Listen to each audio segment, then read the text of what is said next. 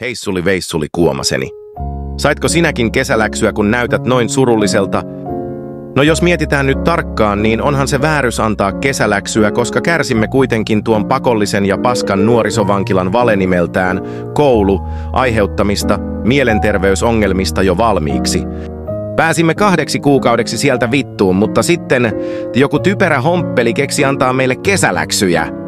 Mutta hei, kaikki hallituksen wannabe-kansanedustajat, tekä kelatkaa sitä, että nämä mielisairaat lapset pääsevät vihdoin kesälomalle, mutta sitten annatte average veronmaksajienne vain käskyttää näitä upeita veronmaksajienne alkuja antamalla kesäläksyä. Kelatkaa nyt oikeasti hallitus, millainen bisnesidea olisi saada kaikki maksamaan veroja, mutta tällä menolla se ei onnistu.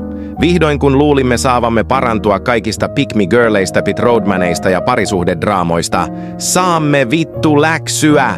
Eikä meitä saa töihinkään aikuisiällä, jos nyt vain istumme 7 tuntia surkeassa ryhdissä ja kirjoitamme niin, että meidän kädet menevät mustelmille. Enkä muutenkaan usko, että hyödymme loppuviimeksi vittuakaan siitä, että tiedämme mikä on plusquamperfekti, tai siitä, että otamme jostain 30 kasvista kuvan ja laitamme sen PowerPoint-esitykseen. Ei muuta kuin see you losers sitten taas elokuussa.